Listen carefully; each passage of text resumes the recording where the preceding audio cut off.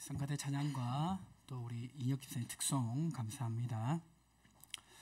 전 오늘 대적에게 포위당해도 눈 하나 깜짝하지 않는 사람, 대적에게 포위당해도 눈 하나 깜짝하지 않는 사람이란 제목으로 하나님 말씀 증거하도록 하겠습니다. 우리 성도님들 그 사면초가라는 말 다 아시죠? 예, 그 정확한 의미가 뭐냐면 사방에서 들려오는 초나라의 노래란 뜻입니다.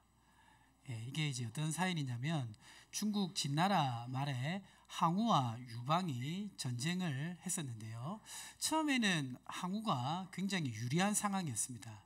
그런데 지속적으로 전략적으로 대항하는 유방이 승기를 잡게 되었고, 특별히 이 유방 밑에는 한신이라는 아주 뛰어난 명장이 있었습니다.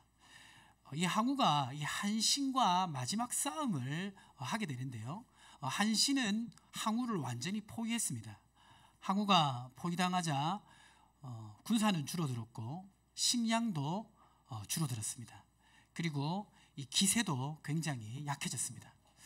그렇게 약해져 있는 이 틈을 한신은 놓치지 아니하고 심리전을 쓰는데요.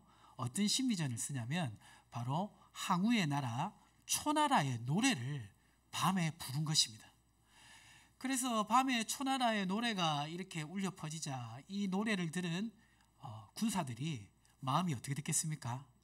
예, 무너졌겠죠. 그래가지고 많은 군사들이 탈영하기 시작했습니다. 그때 항우는 자신이 이 위기에서 절대로 벗어날 수 없음을 깨달았습니다. 이렇게 절대로 벗어날 수 없는 위기의 순간을 뭐라고 한다? 사면초가라고 하는 것입니다. 오늘 본문에 보면 사면초가에 놓인 두 사람이 있는데요. 한 사람은 엘리야의 제자 엘리사고, 그리고 그의 종이었습니다. 어떻게 하다가 이런 사면초가의 상황에 놓이게 됐냐면 열왕기하 6장 14절 말씀을 보면 알 수가 있습니다. 한번 읽어볼까요? 왕이 이에 말과 병거와 많은 군사를 보내매 그들이 밤에 가서 그 성읍을 에워쌌더라. 자, 여기 보니까 왕이 많은 병거와 군사를 보냈다고 하는데 이 왕은 어느 나라 왕일까요? 예, 아람 왕입니다. 자, 근데 이 아람 왕이 이웃 나라 엘리사가 있는 성읍에 왜 갑자기 군대를 보내었습니까? 그 이유가 열왕기하 6장 8절에 기록되어 있는데 6장 8절에 보면 이렇게 되어 있습니다. 그때에 아람 왕이 이스라엘과 더불어 싸우며 그의 신복들과 의논하여 이르기를 우리가 아무데 진을 치리라 하였더니, 그러니까 당시는 아람과 이스라엘이 전쟁 가운데 있었습니다. 빈번한 전쟁 가운데 이 아람이 이스라엘을 완전히 제압하기 위해서 왕을 치기 위해서 군사를 매복시켰어요. 그런데 군사를 매복시켰는데 어떻게 상황이 전개됐냐면 열왕기하 6장 9절과 10절에 보니까 하나님의 사람이 이스라엘 왕에게 보내 이르되 왕은 삼가 아무 곳으로 지나가지 마소서 아람 사람이 그곳으로 나오나이다 하는지라. 10절 같이 읽어볼까요? 이스라엘 왕이 하나님의 사람이 자기에게 말하여 경계한 곳으로 사람을 보내 방비하기가 한두 번이 아닌지라. 그러니까 아람이 매복을 할 때마다 이 엘리사가 어디서 매복을 했는지 정확하게 알아가지고 그 정보를 왕에게 알려준 겁니다. 그것도 한두 번이 아닌 것입니다. 그러니까 아람 왕이 어떻게 생각했냐면 열왕기하 6장 11절에 보니까 이러므로 아람 왕의 마음이 어떻게 됐죠?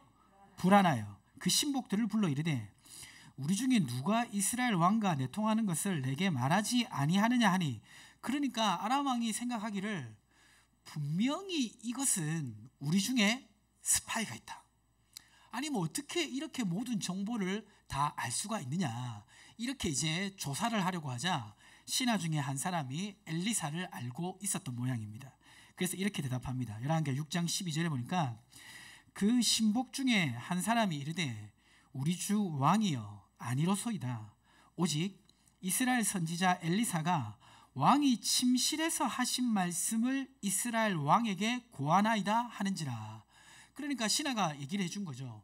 왕이 아무리 은밀하게 계획하고 얘기해도 이스라엘의 선지자 엘리사가 어떻게 알았는지 다 알아서 이스라엘 왕에게 알려주고 있습니다라고 한 겁니다. 그러자 이제 아람 왕이 깨달았죠. 이스라엘을 치기 위해서는 먼저 누구를 제거해야 된다? 엘리사를 제거해야 된다. 그래가지고 열왕기하 6장 14절 말씀처럼 많은 병거와 군사를 보내서 엘리사가 있는 성읍을 에워싼 겁니다. 이제 이게 옛날에 병거와 많은 군사라고 하니까 이렇게 마음에 안 와닿을 수가 있는데요. 요새 그 우크라이나 전쟁 그 내용 영상을 보면 막 탱크도 많이 보이고 막 그 장갑차도 보이고 이 대포도 보이고 그렇지 않습니까? 그러니까 지금 이 상황이 어떤 상황이냐면 우리가 아침에 이렇게 그 자고 일어나 가지고 아침에 체조하러 갔는데 갑자기 밀락동 주변에 탱크가 가득한 거예요. 그리고 대포가 가득하고 그리고 총을 들은 군인들이 쫙 둘러싸이는 겁니다. 그때 우리의 마음이 어떻게 되겠습니까? 무섭지 않겠습니까? 지금 그런 상황이 전개된 겁니다. 그래서 열왕기하 6장 15절에 보면 이 상황을 알게 된 엘리사의 종이 이렇게 고백합니다. 한번 읽어볼까요? 하나님의 사람의 사환이 일찍이 일어나서 나가보니 군사와 말과 병거가 성읍을 에워쌌는지라. 그의 사환이 엘리사에게 말하되 내 주여 우리가 어찌하리이까 하니.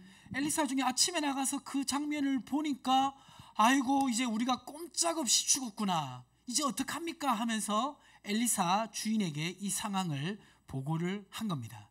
지금 엘리사와 엘리사의 종은 어디에 놓여 있죠? 사면 초가의 상황에 놓여 있습니다. 우리도 살아가다 보면 사면 초가의 상황에 놓일 때가 있습니다. 앞으로 가도 길이 없고 옆으로 가도 없고 뒤로 돌아갈 수도 없고 하늘을 날아갈 수는 더욱더 없는 상황을 맞이하기도 합니다. 때로는 경제적으로, 때로는 환경적으로, 때로는 사람과의 관계 속에서, 때로는 나의 내면이 무너지면서 이런 사면 초가의 상황에 놓였던 적이 한 번도 없으십니까? 있으세요, 없으세요? 많습니까? 많은 분도 있고 별로 없는 분도 있는데, 근데 확실한 거는요, 이 생을 살아가는 가운데 한두 번은 맞이하게 됩니다.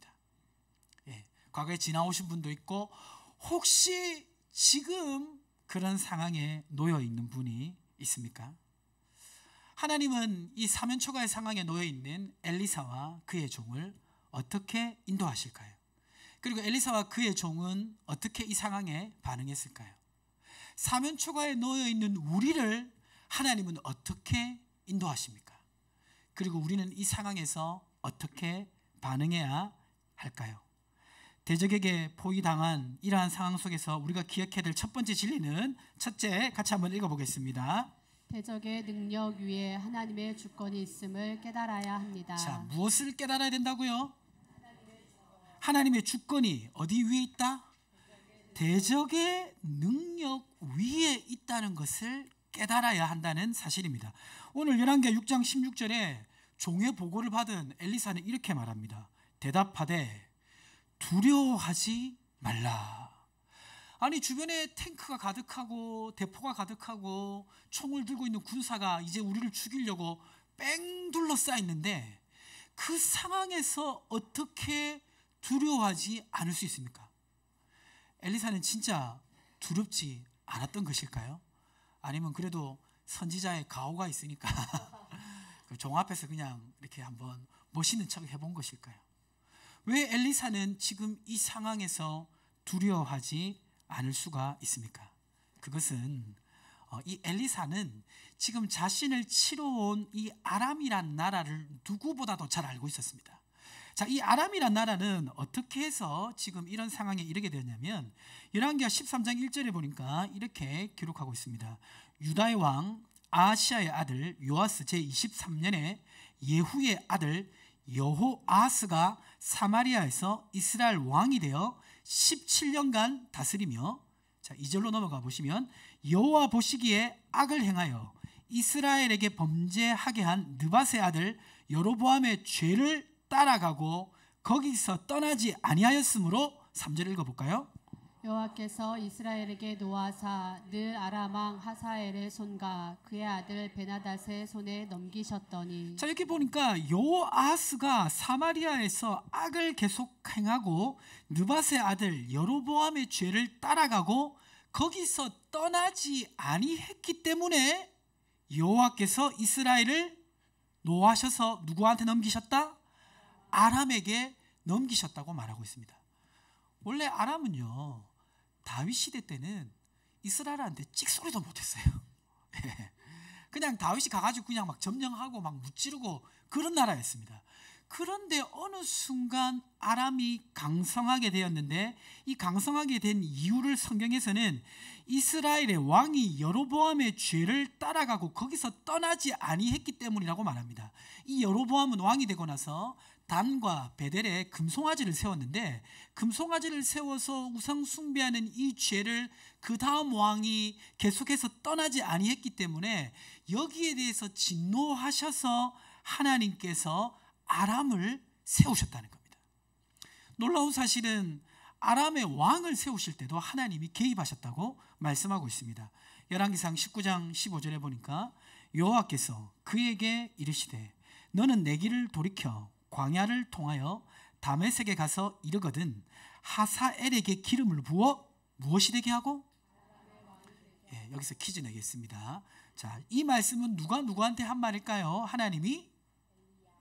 맞습니다. 엘리야한테 한 말입니다. 엘리야가 어느 상황일 때 한 말이냐면, 엘리야가 아합과 그 선지자들과 850대 1로 맞짱을 떠서 이긴 그 승리 이후에 아합이 변했습니까? 변하지 않았습니까? 아합과 이세벨은 변하지 않아서 엘리야가 낙심해가지고 이제 내 생명을 거두어 주십시오 하면서 하나님의 산 호렙에 이르렀을 때 하나님이 앞으로의 대책을 세우시면서 하신 말씀입니다. 그러니까 이 하사엘을 아람의 왕으로 세워서 어떻게 하시겠다냐면, 열왕기상 19장 17절 말씀 읽어보겠습니다. 하사엘의 칼을 피하는 자를 예후가 죽일 것이요 예후의 칼을 피하는 자를 엘리사가 죽이리라. 볼륨 조금만 올려주세요. 자, 여기 보니까 이 아람 왕 하사엘의 칼을 가지고 누구를 치려고 하시냐면, 범죄하고 우상 숭배하고 끝까지 엘리야의 사역을 통해서도 회개하지 않는 아합을 치겠다고 하신 겁니다. 그러니까 지금 아람 왕 하사엘을 세운 목적은 결국 누구를 훈련시키기 위함입니까? 이스라엘을 훈련시키기 위해서 아람을 세우신 것입니다. 이 모든 상황을 가장 잘 알고 있는 사람이 누구죠? 엘리사입니다. 엘리사는 지금 아람이 어떻게 해서 강성해졌는지 누구보다도 잘 알고 있습니다. 그러니까 하나님이 아람을 세우셔서 지금 이렇게 강해진 것이죠. 그래서 엘리사가 이 지금 모든 상황에서 두려워하지 않을 수 있는 이유가 있는데, 그것은 뭐냐면 아람의 권세가 누구 아래 있기 때문이라는 것을 알기 때문입니까? 그렇죠. 하나님의 권세 아래 있다는 것을 알기 때문입니다. 아람이 강해진 것도, 그리고 아람의 왕을 세운 것도 하나님께서 이스라엘을 훈련시키기 위해서 세웠다는 것을 알고 있기 때문입니다. 자, 그래서 우리가 대적에게 포위당한 순간에도 기억해야 될 것이 있는데, 그것이 무엇이냐면 세상 권세에 의해서 모든 것이 결정나는 것이 아님을 기억해야 합니다. 눈에 보이지 않아도 하나님의 손길이 세상 권세 위에서 일하고 계심을 믿어야 됩니다. 아멘이십니까? 자, 그런데 이 하나님의 주권이 역사하는 포인트가 있습니다. 포인트. 자, 어떤 포인트냐면 마태복음 10장 29절에서 31절에 기록되어 있는데요. 자, 우리 여성분들만 크게 한번 읽어보겠습니다.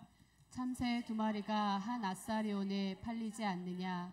그러나 너희 아버지께서 허락하지 아니하시면 그 하나도 땅에 떨어지지 아니하리라. 너희에게는 머리털까지 다 세신 바 되었나니 두려워하지 말라. 너희는 많은 참새보다 귀하니라. 참새가 떨어지는 것도 하나님의 주권에 의해서 이루어진다라고 말을 하면서 말씀하고 싶은 것은 뭐냐면, 우리가 참새보다 훨씬 더 귀한 존재인데 너희의 삶을 관여하지 않으시겠냐 이 말입니다. 그러니까 우리가 하나님의 주권을 믿어야 되는데 특별히 무엇을 믿어야 되냐면 그 하나님의 주권이 사랑하는 자녀를 위해 역사하고 있음을 믿어야 됩니다. 아멘이십니까? 때로는 우리의 삶 속에 우리의 믿음을 성장시키기 위해 어려움이 올 때도 있고요. 때로는 우리가 제 유혹에 넘어가서 어려움이 오기도 합니다. 그리고 때로는 이것도 저것도 아닌 것 같은 이해할 수 없는 어려움이 우리의 삶 속에 오기도 합니다. 그렇지만 성도가 가져야 될 확신은 무엇입니까? 어떠한 일이 일어난다 할지라도 이 모든 일이 하나님이 정해놓으신 하나님의 경계선 안에서 이루어진다는 겁니다. 아멘이십니까? 마태복음 12장 20절에는 이렇게 말씀하고 있습니다. 상한 갈대를 꺾지 아니하며 꺼져가는 심지를 끄지 아니하시기를 심판하여 이길 때까지 하리니 라고 말씀하고 있고, 고린도전서 10장 13절에 이렇게 말하고 있습니다. 우리 남성분들만 한번 읽어보겠습니다. 사람이 감당할 시험 밖에는 너희가 당한 것이 없나니 오직 하나님은 미쁘사 너희가 감당하지 못할 시험 당을 허락하지 아니하시고 시험 당할 즈음에 또한 피할 길을 내사 너희로 능히 감당하게 하시느니라. 예, 때로는 시험이 오지만 그 시험도 감당할 수 있는 시험을 주신다라고 말씀하고 있습니다. 목사님 아닌데요. 감당할 수 없는 시험이 오던데요. 예, 이렇게 이제 생각하시는 분도 속으로 그렇게 생각하셨죠. 예, 내가 감당하지 못하는 거죠. 예, 그렇죠. 내가 감당하지 못할 수 있습니다. 그러나 중요한 것은 감당할 수 있는 능력을 하나님이 주시는 줄 믿으시기 바랍니다. 그리고 정말 피할 길이 없을 것 같은 상황 속에서도 피할 길을 주십니다. 그래서 우리가 대적에게 포위당한 순간에도 우리가 기억해야 될 것은 무엇이냐면 하나님의 주권 아래에 모든 일이 있다는 믿음입니다. 엘리사는 그것을 알고 있었기 때문에 두려워하지 않을 수 있었던 것입니다. 두 번째로 우리가 대적에게 포위당했을 때 기억해야 될 것이 있습니다. 자, 한번 읽어볼까요? 읽겠습니다. 하나님의 사람으로 하나님의 뜻에 서 있어야 합니다. 자, 하나님의 사람이 지금 어디에 있습니까? 어디에 있습니까? 우리 양옆에 계시죠?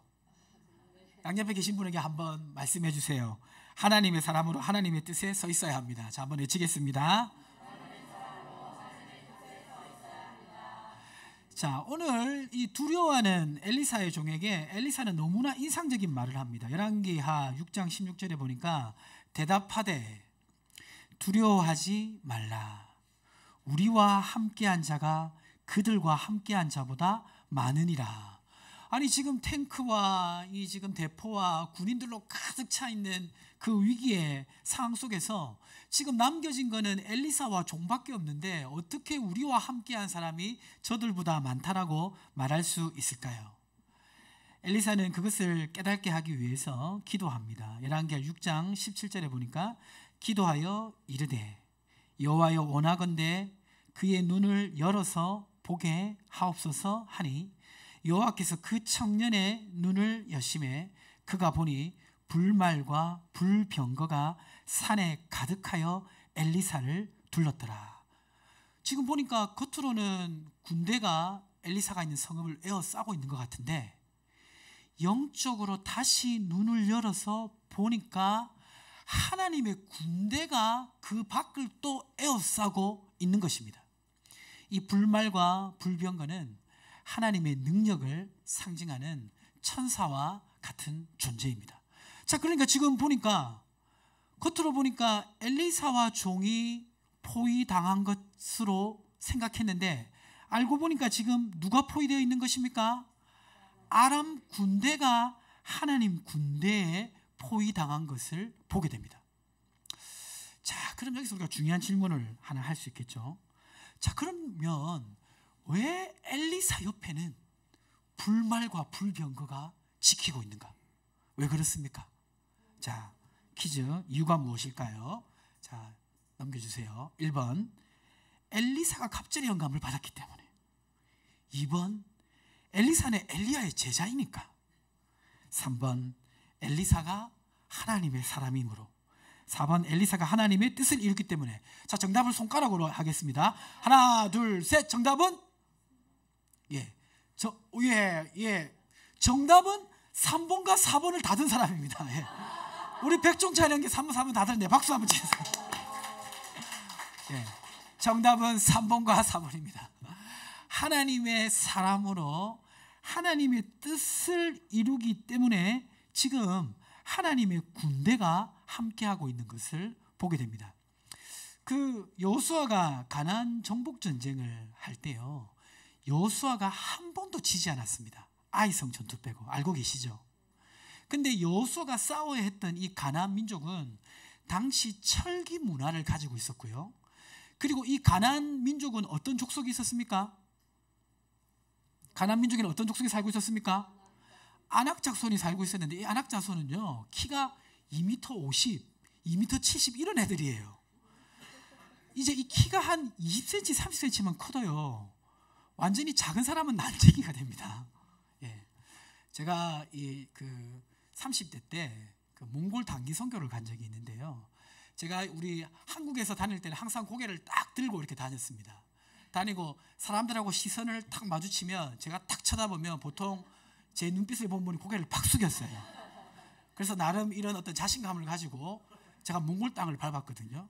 밟았는데 몽골 땅에 가서 제가 단기 선교 일주일 동안 고개 계속 숙이고 다녔어요. 왜냐하면 거기에는 다 그냥 편의점만 가도 강호동 같은 아이들이 다 덩치가 이래요. 얼굴은 한국인인데 몸은 서양인입니다. 그리고 눈빛이 얼마나 매서운지요, 얼굴을 쳐다봤을 때 한 명도 고개를 돌린 사람이었어요. 그래 너무 무서워가지고 그렇게 이제 고개를 숙이고 다녔는데요, 이 가나안 전쟁을 벌일 때 이 아낙 자손이 2m 50, 2m 70, 그리고 이 철병거를 가지고 있는 그런 강력한 군대였습니다. 그런데 이 여호수아는 한 번도 지지 않았어요. 어떻게 지지 않을 수 있었을까요? 여호수아서 5장 13절에 보니까 여호수아가 여리고에 가까이 이르렀을 때 눈을 들어 본즉 한 사람이 칼을 빼고 손에 들고 마주 서 있는지라. 여호수아가 나아가서 그에게 묻되 너는 우리를 위하느냐 우리의 적들을 위하느냐 하니, 여호수아가 가나안 정복 전쟁 하기 전에 가나안의 그 교두보였던 난공불락의 성 여리고 성 앞에 서 있을 때 한 사람이 칼을 빼고 서 있는 거예요. 그래서 여호수아가 너는 우리 편이냐 적의 편이냐라고 물었을 때 이 사람이 뭐라고 대답하냐면 여호수아서 5장 14절입니다. 읽어볼까요?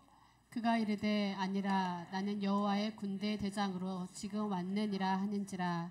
여호수아가 얼굴을 땅에 대고 엎드려 절하고 그에게 이르되 내 주여 종에게 무슨 말씀을 하려 하시나이까. 그 사람은 여호와의 군대 대장이었습니다. 하나님의 군대를 이끌고 있는 대장이었습니다.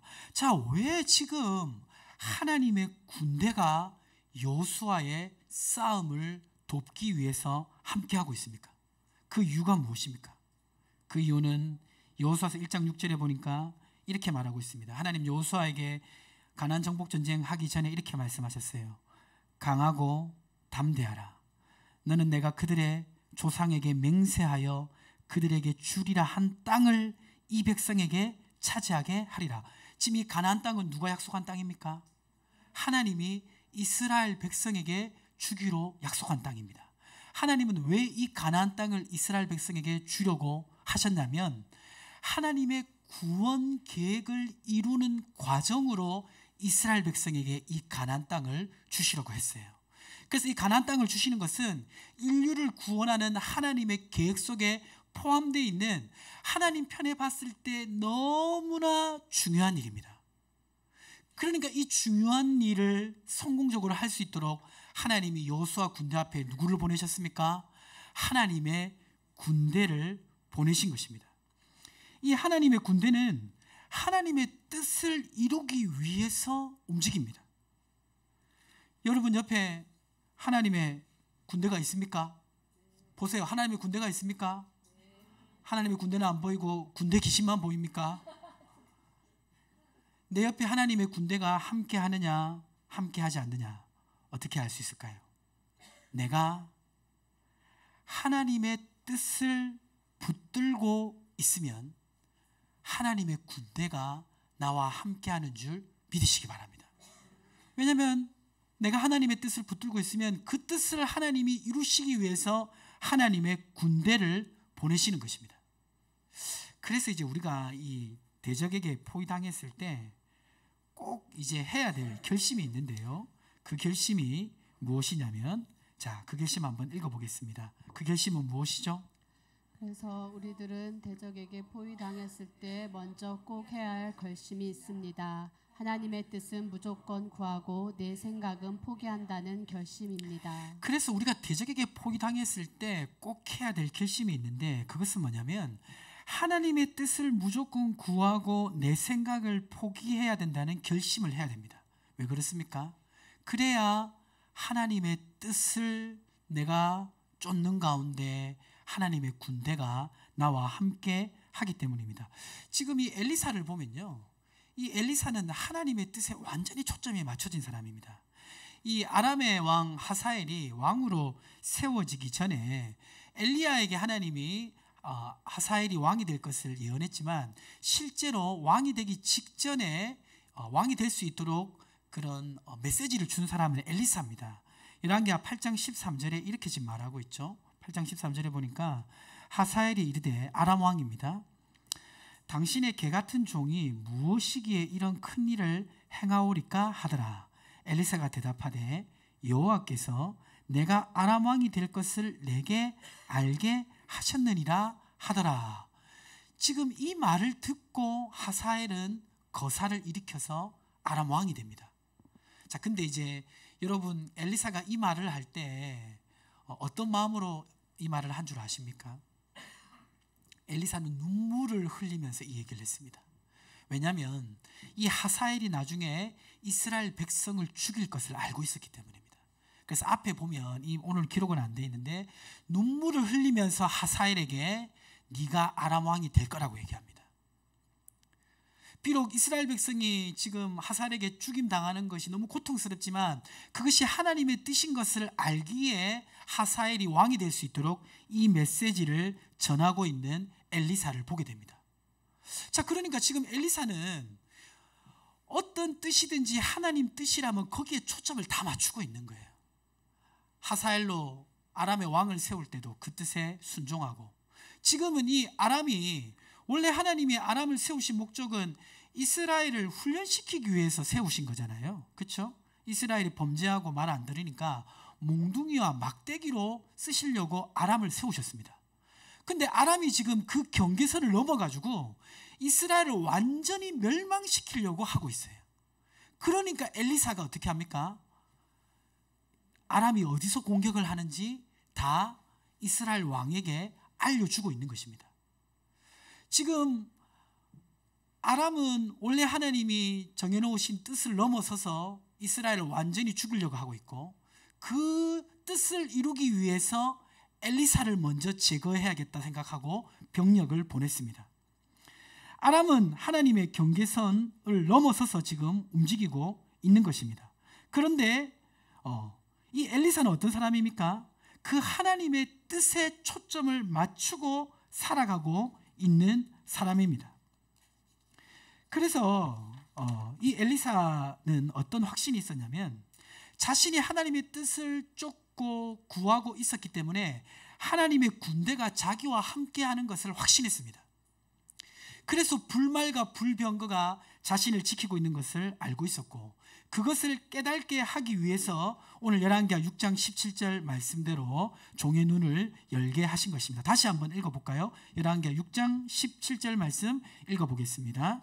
기도하여 이르되, 여호와여, 원하건대 그의 눈을 열어서 보게 하옵소서 하니, 여호와께서 그 청년의 눈을 여심해 그가 보니 불말과 불병거가 산에 가득하여 엘리사를 둘렀더라. 자, 그래서 이 상황을 지금 엘리사는 영적인 눈을 열어서 종에게 알게 합니다. 그래서 이제 우리가 깨달음을 가져야 될 것이 있는데요. 그것이 뭐냐면, 우리가 포위당했을 때 환경적으로는 포위당해도 마음까지 포위당하면 안 됩니다. 마음은 우리가 오히려 무장해제를 시켜야 됩니다. 마음을 무장해제시키는 방법은 무엇입니까? 하나님의 뜻만을 구하겠다는 결심입니다. 아멘이십니까? 이 결심이 영적 전쟁의 승패를 가로짓는다는 것을 잊지 마십시오. 그래서 잠언 4장 23절에 이렇게 말하고 있습니다. 무릇 지킬 만한 것보다 더욱 내 마음을 지키라. 생명의 근원이 이에서 남이니라고 말씀하고 있고요. 고린도후서 10장 3절에서 5절에 보면요, 3절 이렇게 말하고 있죠. 우리가 육신으로 행하나 육신을 따라 싸우지 아니하노니 우리의 싸우는 무기는 육신에 속한 것이 아니요 오직 어떤 견고한 진도 무너뜨리는 하나님의 능력이라. 모든 이론을 무너뜨리고 5절 같이 읽어보겠습니다. 하나님 아는 것을 대적하여 높아진 것을 다 무너뜨리고 모든 생각을 사로잡아 그리스도에게 복종하게 하니. 우리 그리스도인의 싸움은 육신의 싸움이 아닙니다. 엘리사와 종이 마을의 주민들을 모아서 싸운다고 해서 그 군대를 이길 수 있겠습니까?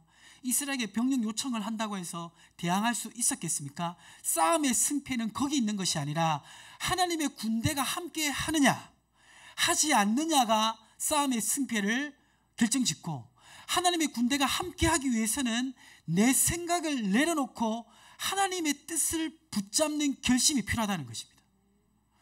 하나님의 뜻 잘 모르겠는데요. 몰라도 괜찮아요. 몰라도 하나님의 뜻은 내가 구하고, 내 생각이 때로는 옳게 느껴진다 하더라도 그것은 포기하겠다는 그런 마음 자세로 나아갈 때 하나님이 도와주실 줄 믿습니다. 이것이 우리가 대적에게 포위당했을 때 기억해야 할 두 번째 진리입니다. 세 번째로 대적에게 포위당했을 때 기억해야 될 것 무엇일까요? 같이 한번 읽어보겠습니다. 마지막으로 기억할 것은 담대한 믿음으로 기도해야 합니다. 예, 지금 이제 포위했던 아람의 군대가 드디어 내려오기 시작했습니다. 열왕기하 6장 18절에 보니까 아람 사람이 엘리사에게 내려오매, 인간적으로 보면 얼마나 무서웠겠습니까? 군대가 돌진해서 오니까 너무나 위기의 상황이었습니다. 그렇지만 엘리사는 담대하게 여호와께 기도하여 이르되 원하건대 저 무리의 눈을 어둡게 하옵소서 하매, 엘리사의 말대로 그들의 눈을 어둡게 하신지라. 당황하지 않고 담대하게 믿음으로 기도하는 엘리사의 모습을 볼 수가 있습니다. 자, 이런 그 엘리사의 담대함, 지금 적들이 저렇게 지금 밀려오는 상황 속에서도 당황하지 않고 담대하게 믿음으로 기도할 수 있는 이유가 있는데요, 그게 뭐냐면 요한일서 5장 14절에 보면 이렇게 기록되어 있습니다. 그를 향하여 우리가 가진 바 담대함이 이것이니 그의 뜻대로 무엇을 구하면 드리시라. 자, 이 담대함이 어디서 나오냐면요, 자, 밑에 제가 글을 적었는데요, 자, 한번 읽어보겠습니다. 하나님의 뜻에, 자, 한번 읽겠습니다. 하나님의 뜻에 전적으로 순복하겠다는 의지는 우리에게 담대함을 심어줍니다. 이 담대함은 하나님이 책임지실 것이다 라는 확신과 함께 하나님께 맡기고 기도할 때 응답하실 것이라는 믿음으로 이어집니다. 예, 앞에서 우리가 우리의 생각을 포기하고 하나님 뜻만을 구할 때 하나님의 군대가 함께한다고 했는데요, 자, 이러한 자세는 담대함으로 이어져요. 어떤 담대함으로 이어지냐면, 아무리 어려운 문제라 할지라도 내가 하나님의 뜻을 붙잡고 나아갈 때 하나님께서 책임지실 거라 라는 담대함, 그리고 내가 하나님의 뜻을 구하며 기도할 때 결국 나의 기도에 하나님이 응답하실 거라는 담대함입니다. 우리가 주의 뜻만을 구하겠다고 결심할 때 이러한 담대함을 하나님 주시고, 이 담대함은 믿음의 기도로 이어지게 되어 있습니다. 성경은 분명히 약속하고 있습니다. 요한복음 15장 7절에 보면 너희가 내 안에 거하고 내 말이 너희 안에 거하면 무엇이든지 원하는 대로 구하라 그리하면 이루리라. 우리는 이 말씀 볼 때 뒷부분만 좋아하잖아요. 무엇이든지 원하는 대로 구하라 그리하면 이루리라. 이 뒷말씀만 믿고 기도했는데 안 된 적 많으시죠? 자, 근데 말씀 전체를 붙들고 기도해야 됩니다. 내 말이 너희가 내 안에 거하고 내 말이 너희 안에 거하면, 주의 뜻을 구하면서 기도할 때 어떤 큰 문제라 할지라도 응답하시겠다고 약속하고 있습니다. 그죠? 우리가 보기에는 이 아람의 군대가 쳐들어오는 게 너무나 큰 문제잖아요. 근데 보시면 이제 그 태풍이 불 때, 파도가 일 때 그 파도가 무섭습니까? 안 무섭습니까? 너무나 무섭잖아요. 그렇잖아요. 그 파도는 우리를 다 삼킬 것처럼 우리에게 다가옵니다. 그 파도 앞에 우리는 두려워 떨 수밖에 없어요. 근데 바람이 빠지고 나서는 파도가 어떻습니까? 그 파도는 튜브 타고 노는 놀이용 파도가 되는 것입니다. 지금 너무나 무서운 기세로 달려왔던 이 아람 군대에 눈이 보이지 않으니까 이제는 엘리사 앞에 그냥 이 사람들은 장난감과 같이 자기 마음대로 요리할 수 있는 사람이 되는 것입니다. 우리가 담대한 믿음으로 기도할 때 우리는 이런 확신을 가져야 됩니다. 담대한 믿음으로 기도한다는 것은 무엇입니까? 아무리 큰 문제라 할지라도 하나님이 응답하시면 작은 문제가 된다는 믿음을 가지고 기도하는 것을 말합니다. 또 담대한 믿음으로 기도한다는 것은 무엇입니까?